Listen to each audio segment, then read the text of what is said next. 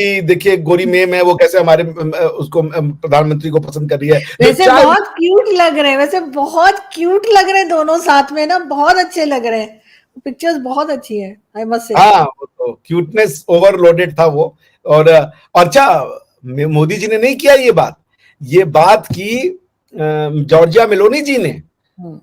मोदी जी ने वो picture post नहीं किया, मोदी जी का वो नेचर ही नहीं है। जॉर्जिया मेलोनी जी ने उस पिक्चर को पोस्ट किया और उसके ऊपर लिखा मेलोडी।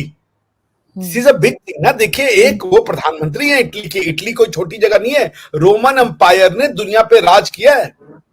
यूरोप और मिडिल ईस्ट के ऊपर राज अगर किसी ने किया है तो वो है रोमन एम्पायर ने। वो उस रोमन एम्पायर का जो आज अवशेष है उसी को इटली कहते हैं, उसकी वो मुखिया हैं। और वो अपना नाम मोदी के साथ जोड़ने पे शर्मिंदा नहीं हो रही हैं, प्राउडली कह रही हैं हेड ऑफ स्टेट है। कोई छोटी सी अगर वो होती नॉर्मल महिला तो मैं मान भी लेता। प्रधानमंत्री, अब ये बात अलग है कि भाई प्रधानमंत्री भी अपना बॉयफ्रेंड प्रधानमंत्री ही चाहता है, ये एक अलग बात है, अलग ही प्रॉब्लम है हम जैसे लोगों के लिए। लेकिन this is a big thing. Bharat nation नहीं है। भारत को नेशन कहना बहुत बड़ी बेवकूफी होगी। भारतीय राष्ट्रीयता को नेशनलिज्म कहना मूर्खता होगी। वो क्यों होगी मैं बताऊं। ऐसा नहीं कि जो लोग कह रहे वो मूर्ख है, नहीं, क्योंकि वो भारत को समझ नहीं रहे। नेशन होता है homogeneity, ethnic homogeneity, lingual homogeneity, cultural homogeneity और एनी अदर होमोजेनिटी। इंडिया में कोई होमोजेनिटी नहीं है। कोई तमिल है, कोई तेलुगु है, कोई उड़िया है, कोई पंजाबी है, कोई राजस्थानी है, कोई हरियाणवी है, कोई हिंदी है, कोई बिहारी है, कोई कश्मीरी है, कोई तमिल है, कोई तेलुगु है, कोई आप जितनी और सोचते हैं, बंगाली है, कोई असमिया है, कोई नागालैंड है, कोई मिजो है, कोई मणिपुरी है, कोई एक, ये सारे छोटे छोटे नेशन है। इंडिया को समझना है तो आप जर्मनी से इंडिया का कंपैरिजन नहीं हो सकता। इंडिया का कंपैरिजन होगा यूरोप से। जैसे यूरोप में पुर्तगाल है, जर्मन है, फ्रांस है, स्पेन है, ये जैसे कंट्रीज हैं, स्कैंडिनेवियन कंट्रीज हैं, फिनलैंड हो गया, स्वीडन हो गया, डेनमार्क हो गया, आइसलैंड हो गया, उस तरीके से जैसे ये कई नेशंस मिलकर के एक यूरोप बनाते हैं, वैसे ही कई नेशन मिलकर एक भारत बनाते हैं। कि रोमन एम्पायर के जो अवशेष है। और देखिए, ये भी देखिए, वो एक आर्डेंट क्रिश्चियन है। उनका जो पोल वो था, उन्होंने वो चिल्ला चिल्ला के कहती थी, yes I am a women and I am a Christian and I am a proud Christian. एक प्राउड क्रिश्चियन, एक प्राउड हिंदू, जो कि मूर्तिवादी है, जो कि क्या कहते हैं बुत परस्त है, उनके साथ वो अपना सरनेम जोड़ देंगी है। सोचिए, रिस्पेक्ट। वैसे मैं भी जब फर्स्ट टाइम जब मैं यूरोप गई थी घूमने, तो इत्तेफाक से जो पहली जगह में गई थी वो इटली ही थी।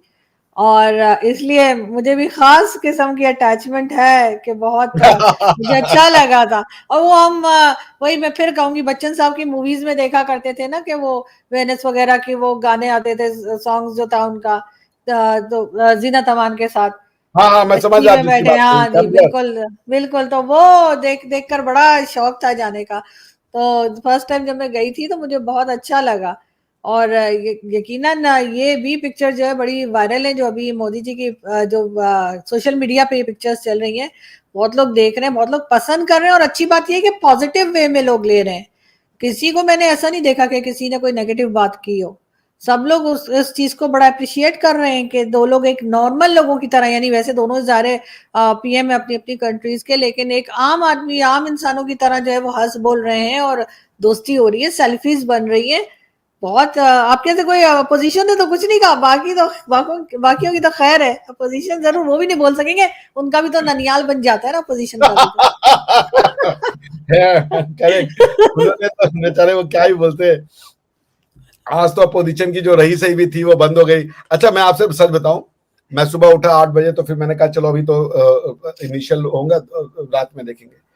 तो मैं 12-1 बजे फिर से आया चैनल पे देखने के लिए। मैंने कहा मतलब ये, मैं तो टीवी रखा नहीं अपने घर पे, तो मैं नॉर्मली लैपटॉप पे देखता हूँ।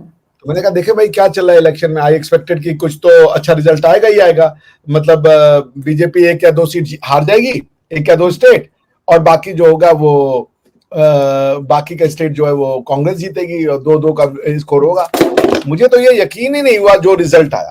जो रिजल्ट मैंने देखा ना, आई कुडंट बिलीव कि ये रिजल्ट है जो इवन वहां के लोग भी एक्सपेक्ट कर रहे थे। मगर अभिषेक जी, आपको नहीं लगता कि अब एक्सपेक्टेशंस भी बढ़ गई होंगी लोगों की और पार्टी के ऊपर रिस्पॉन्सिबिलिटीज भी ज्यादा आ जाएंगी, थोड़ा टफ हो जाएगा आगे? देखिए, मोदी जी ने एक बड़ा अच्छा शब्द कहा था कि ये मेरी गारंटी है। मोदी जी की गारंटी पे हुआ है सरकार। उनकी क्या गारंटी ली है उन्होंने कहा कोई भी अगर भ्रष्टाचारी होगा जेल जाएगा। लोगों ने कहा ठीक है भाई, मोदी की गारंटी है। अगर मोदी ने गारंटी ली है तो लोग आंख बंद करके भरोसा करते हैं कि वो होगा।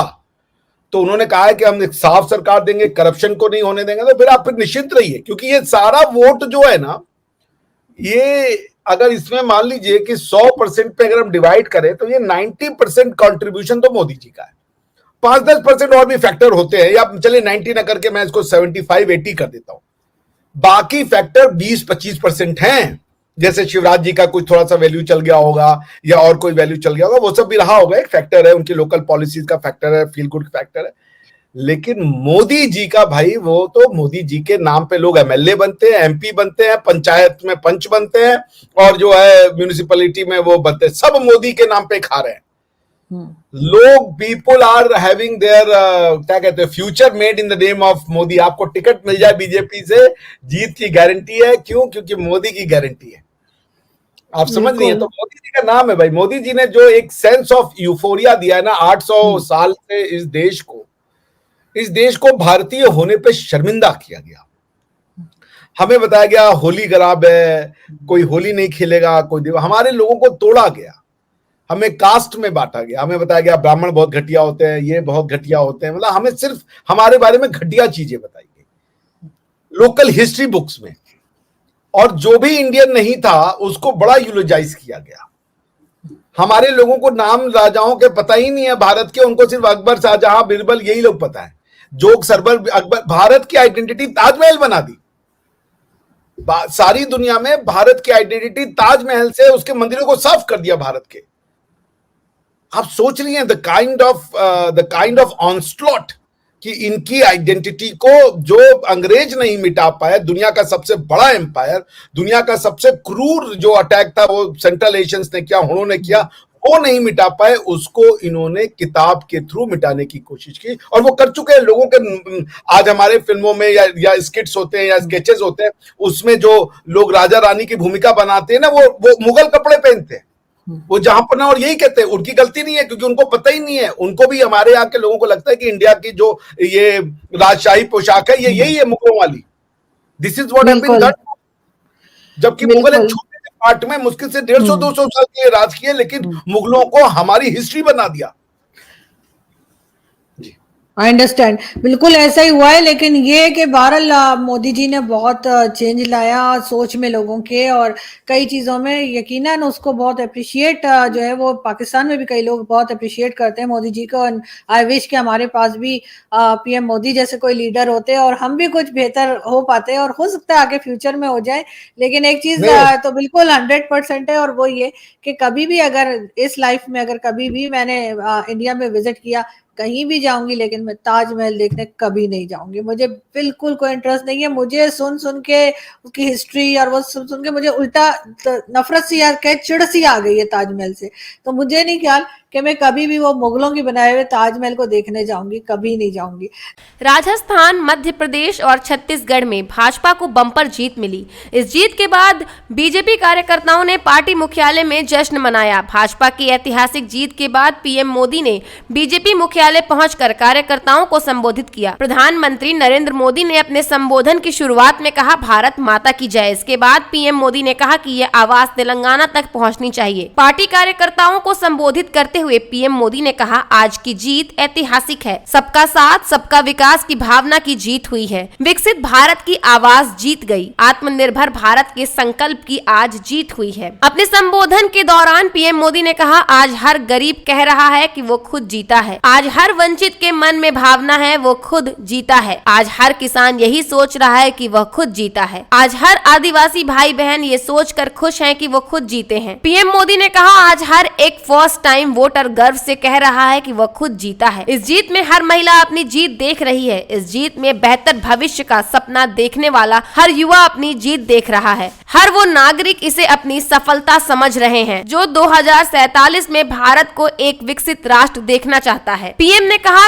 आज देश के युवा में ये भरोसा लगातार बढ़ रहा है कि भाजपा ही उनकी आकांक्षाएं समझती है, उनके लिए काम करती है। देश का युवा ये जानता है कि भाजपा की सरकार युवा हितैषी होती है, युवाओं के लिए नए अवसर बनाने वाली होती है। उन्होंने कहा कुछ लोग तो कह रहे हैं कि इस हैट्रिक ने 2024 की हैट्रिक की गारंटी दे दी है। आज के जनादेश ने यह भी साबित किया है कि भ्रष्टाचार, तुष्टीकरण और परिवारवाद को लेकर देश के भीतर देश के हर नागरिक के दिल में जीरो टॉलरेंस बन रही है। आज देश को लगता है कि इन तीनों बुराइयों को खत्म करने में अगर कोई प्रभावी है तो वो है भाजपा। भाजपा की केंद्र सरकार ने देश में भ्रष्टाचार के विरुद्ध जो अभियान छेड़ रखा है उसको भारी जन समर्थन मिल रहा है। यह उन दलों नेताओं को मतदाता की साफ साफ चेतावनी है जो भ्रष्टाचारियों के साथ खड़े होने में जरा सी भी शर्म महसूस नहीं करते हैं। उन लोगों को आज देश की जनता ने साफ साफ संदेश दे दिया है। पीएम ने कहा इस चुनाव में जाति के नाम पर देश को बांटने की कोशिश की गई, लेकिन मैं हमेशा कहता हूं कि मेरे लिए सिर्फ 4 जातियां जरूरी हैं, जो है नारी शक्ति, युवा शक्ति, किसान और गरीब परिवार। पीएम ने कहा मैं अक्सर कहता हूं कि नारी शक्ति यह ठान कर निकली है कि भाजपा का परचम लहराएगी।